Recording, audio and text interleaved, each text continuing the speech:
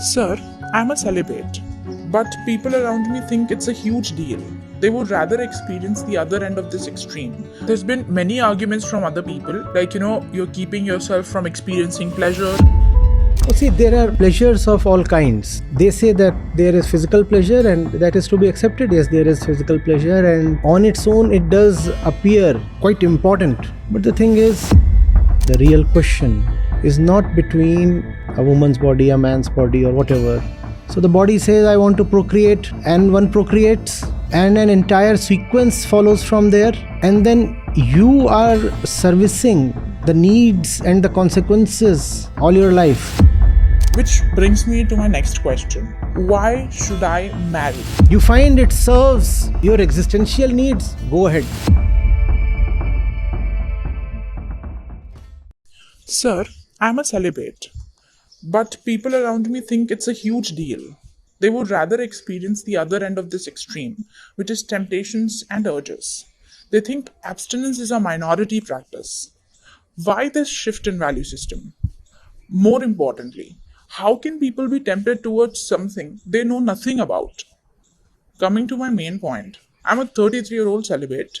My question is, why is it considered so uncommon when it seems very natural to me?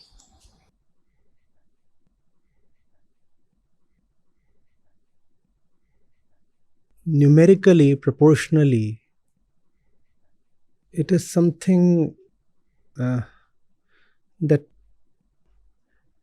most people do not practice, so they do not take it as common, because we lead lives that have a lot to do with the body. Therefore, to most people it appears very natural that life will be spent doing what the body commands to do. So that's the only reason people find it uncommon, and to some extent they are justified, because if you just count the numbers, not too many people will be celibates. So to that extent, yes. But what is to be understood is that it is not between this body and the other body. The matter, the real question is not between this body and that body. Are these two bodies meeting or not? A woman's body, a man's body, or whatever. It's not a thing between two bodies. That's not the principal question. The principal question is between me and my body. It is not between my body and somebody else's body. The question is, what is the relationship between me and my body? Who am I and what is my body to me for? What is my body to me for? If I see that I am in the middle of a war, then my body is for the sake of fighting that war. If I see that my instrument, my resource, this body, is itself in some very absurd way my problem, my bondage, then I have to liberate myself from my instrument so that I can use the instrument as an instrument. Otherwise, the instrument is some kind of handcuff. If the gun sticks to my hand, is it an instrument anymore? Before I can use the gun as an instrument, first of all, I need to liberate myself from the gun. The body is my gun, right? And I have to use it for my own purpose. The purpose of the gun is secondary. The gun does require upkeep. I have to service the gun, and there are so many other things that keeping a gun requires. So I have to obviously take care of those things. But I remember, first thing, that the gun is for me, I am not for the gun. The body will probably ask for many things because that's how the body is programmed. And I will listen to all those things. I'm not sworn into enmity with the body. So I listen to those things, but the first question is, the more important question is, am I able to use my body constructively at all, creatively at all? Or am I living just to serve the body? So the body says, I want to procreate, and one procreates, and an entire sequence follows from there.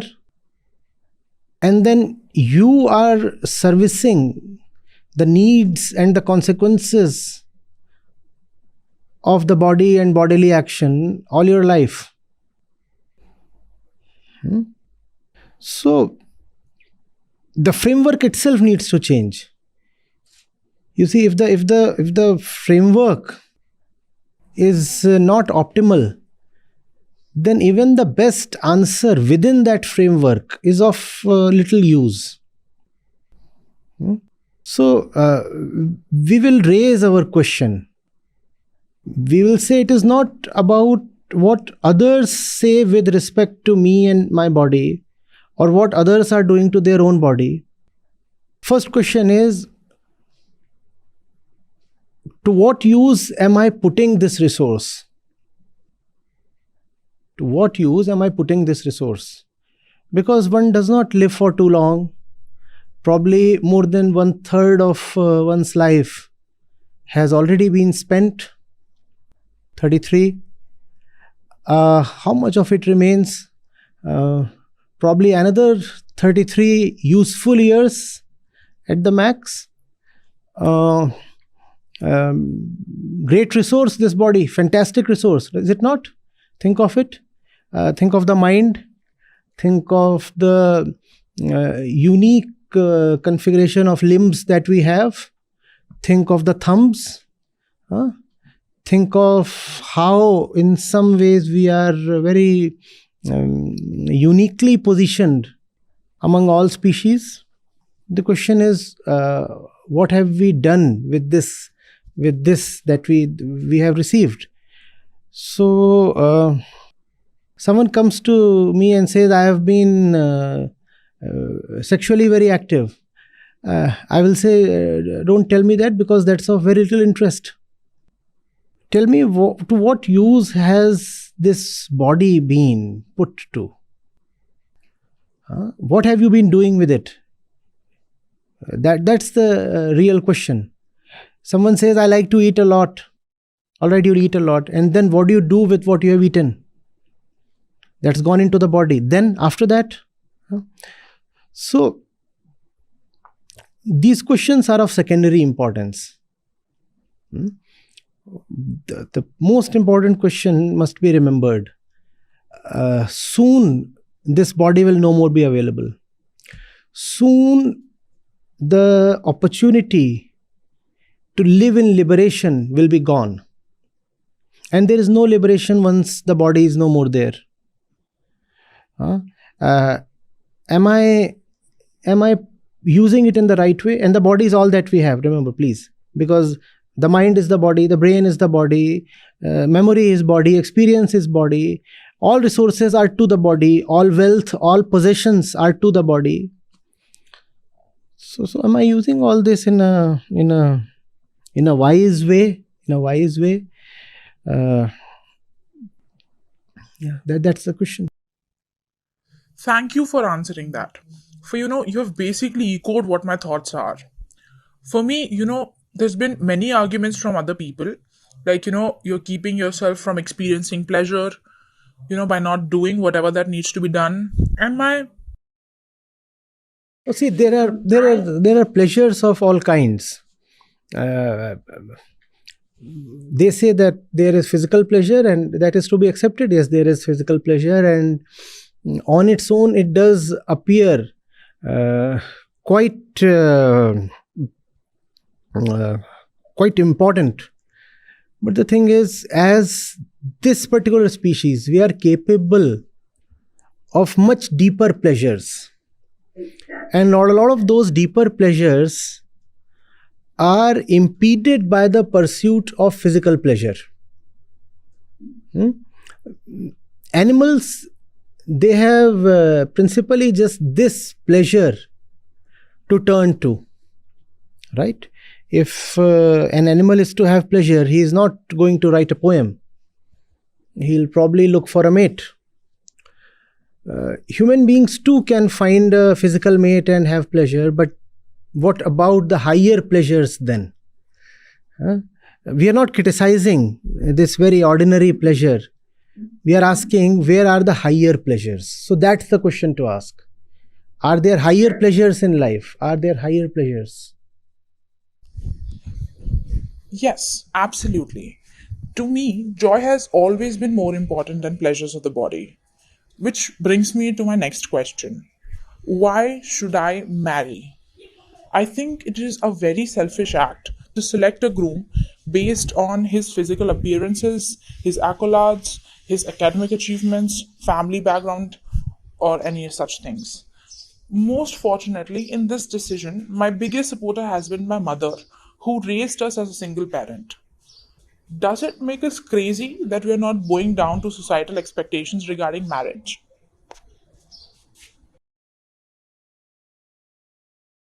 Think of life as a long, unending game of tennis mixed doubles. So on the other side is the opponent pair. On this side, there is the woman and the man. Let the woman represent all the women. Let the man represent all the men. And the two halves of the population, roughly. They play alongside. That's what they are supposed to do on the court called life. They play alongside. They fight alongside each other. Occasionally you will see some high fives. They are not supposed to start marrying each other on the court. That's not what the court is for. You are not going to see a wedding ceremony, Wimbledon Center Court. Both of you are not looking towards each other. You're looking at the opponents. You're coordinating with each other as fellow soldiers, as comrades. That ought to be the relationship between the two genders. We fight shoulder to shoulder. We march alongside each other and we coordinate so that we can beat the enemy. If you marry each other, then you become each other's enemy.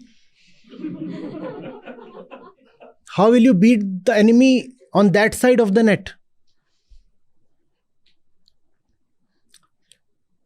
Think of a small army, battlefield, consisting of both men and women. Do they start marrying there on the battlefield? Do they start raising kids on the battlefield? Please understand the times we are living in. Please understand the condition of the planet today.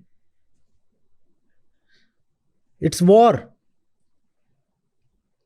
And men and women, the right relationship between them is that they ought to be fellow soldiers in fighting the war. Fellow soldiers are friendly to each other. They take care of each other. They don't distract each other. And marrying and raising a family, all that is consumption of vital energy. Energy that should have gone towards fighting the enemy. Energy that should have ideally gone into fighting the enemy is going towards fulfilling each other's demands and catering to each other's emotional whims, and all of that is an integral part of the marriage package, is it not? You now belong to me, you own me, I possess you. You should understand things even before I speak something out.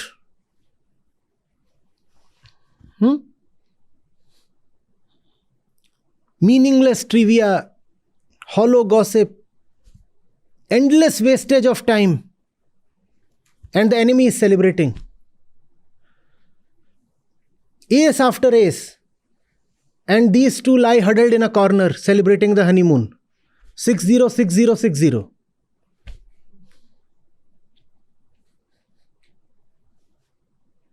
Even a normal service is ace because there is nobody to return the serve. The fellow is lying unconscious.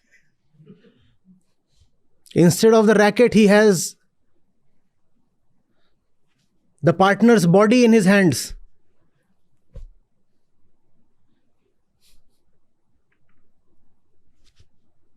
This analogy is not too far-fetched, is it? They'll say, no, but life is not a battle and life is not about facing somebody on a court. It is. I'm saying, look at the world we are inhabiting today. It's a war.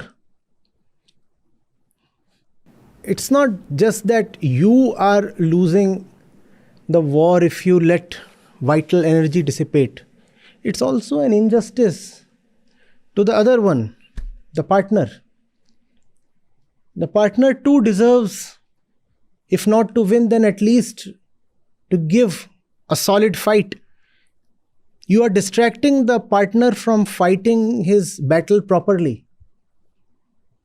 He will become occupied with you rather than the right things in life. A lot of people will find this very unacceptable. They'll say, what do you mean by right things in life? This is the right thing in life. Like a proper man, get a wife, raise kids. I beg to differ. I do not see how this is the purpose of life. Get a wife, raise kids. Any Tom, Dick, Harry can do that. And by Tom, Dick, Harry, I do not even particularly mean humans. One of my rabbits is Tom. That cat is Dick. That dog out there is Harry. Even they raise families.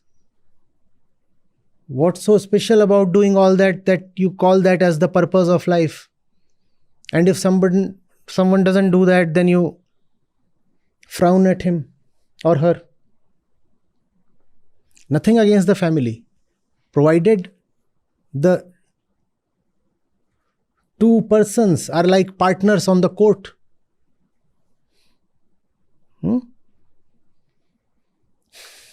Assisting each other towards the victory.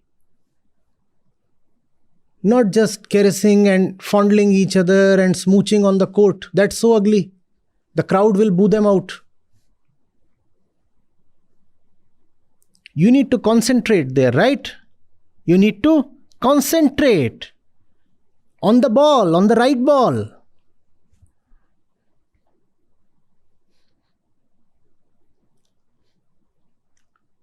You don't need to concentrate on your partner. Your partner should be a very passive presence. Dependable, yet not a distraction.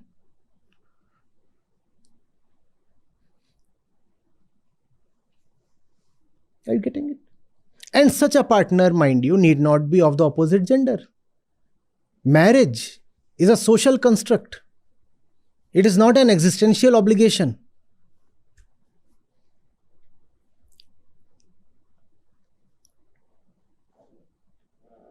You find it serves your existential needs, go ahead, marry. But do not take it as one of the unavoidables in life. Man and woman flying a fighter plane with the mission to bomb the enemy territory, and they start making out in the cockpit.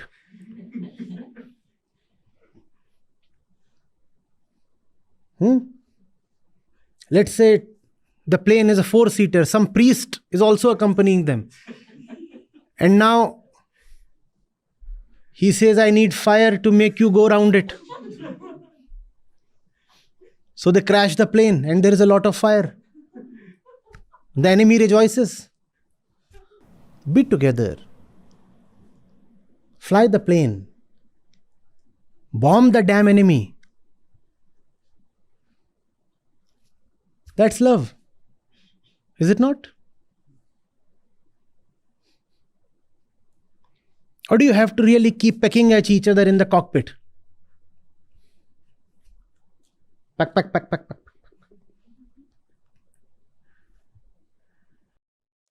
This is exactly my thought process.